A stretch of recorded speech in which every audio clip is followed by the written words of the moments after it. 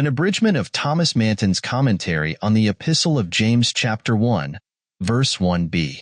To the 12 tribes scattered among the nations, greetings. James writes to the 12 tribes, which refers to the Jews and people of Israel who have converted to the faith of Christ. He writes as the minister of the circumcised, as mentioned in Galatians 2 verse 9. The word dispersion, used in the original Greek text, refers to the scattering or dispersion of the Jews. This could either refer to what happened during their ancient captivities and frequent changes of nations, where some Jews still lived abroad as mentioned in John 7 verse 35, or to the more recent persecution spoken of in Acts 8. Another possibility is the hatred of Claudius, who commanded all the Jews to depart from Rome, Acts 18 verse 2.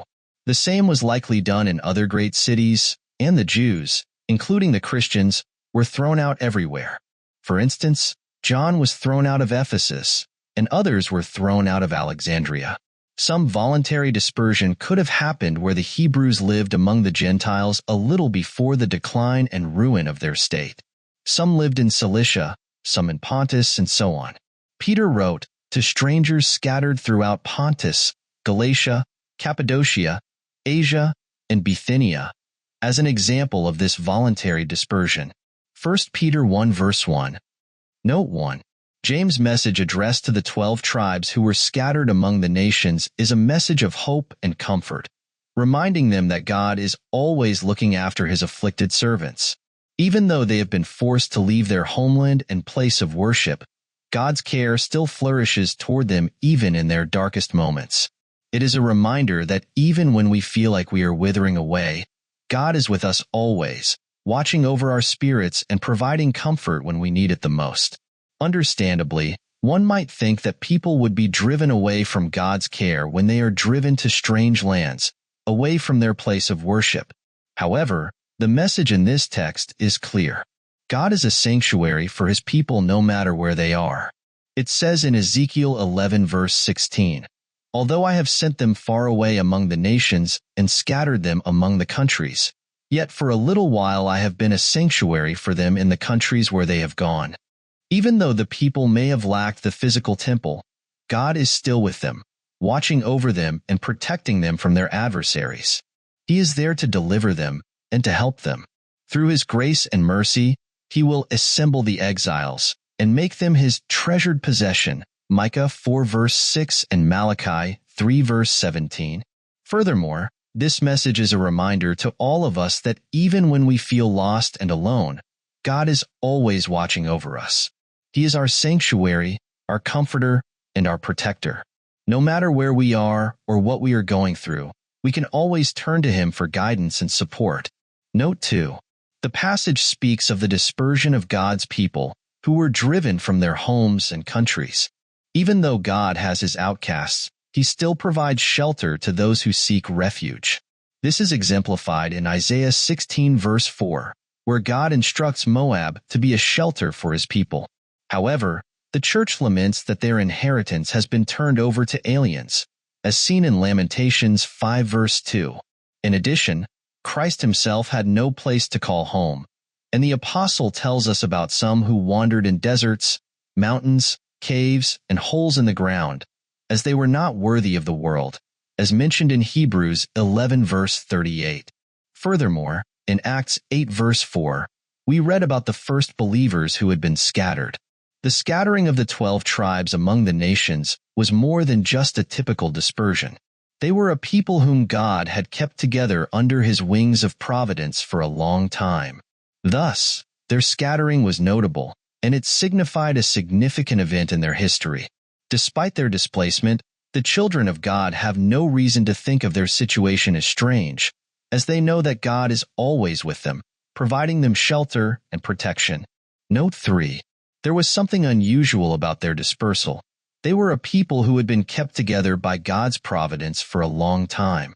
What is noteworthy about their scattering is, firstly, consider the severity of God's justice. It is severe when he scatters even his own people. Israel was all for liberty, so God declared that they would be living like a lamb out of the fold. Hosea 4 verse 16. going up and down bleeding in the forest or wilderness without comfort or companionship, amid wolves and beasts of the desert. They would be cast out of the fold and live as scattered Jews throughout the countries, among a people whose language they could not understand, and be like a lamb in the middle of the beasts of prey. Certainly, it is a great sin that makes a loving father throw a child out of doors, and sin is always driving away and casting out. Just like how sin drove the angels out of heaven, Adam out of paradise, Cain out of the church, and the children of God out of their homes. Your houses will be tired of you when you dishonor God in them, and you will be driven from those comforts that you abuse to excess. As in Amos 6 verse 5, when they were at ease in Zion, and ruined David's music by using it for their banquets. For this, God threatened to scatter them and remove them from their houses of luxury and pleasure. And when they were driven into a strange land, they received the same treatment. The Babylonians wanted temple music as seen in Psalm 137 verse 3. Nothing but a holy song would serve their unholy pleasure.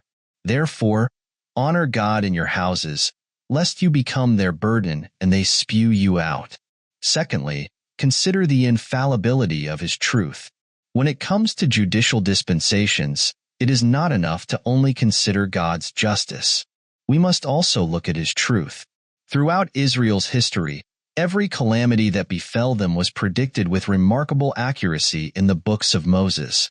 One could almost write their entire history just by referencing the warnings and threats contained in the law.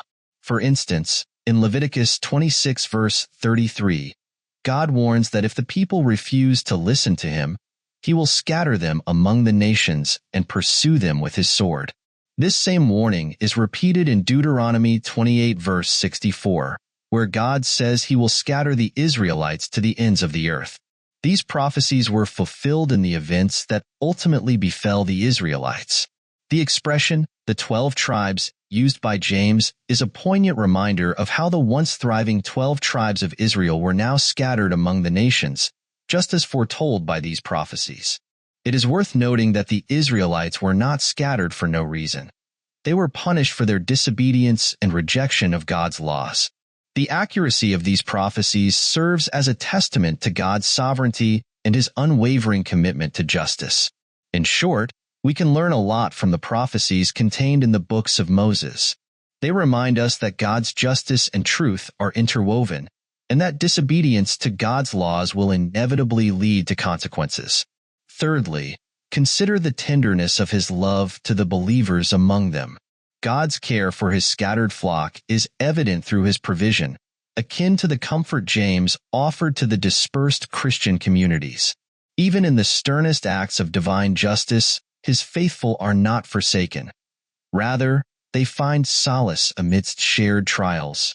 Consider the exile of John, cast from bustling Ephesus to the desolation of Patmos, a forsaken isle.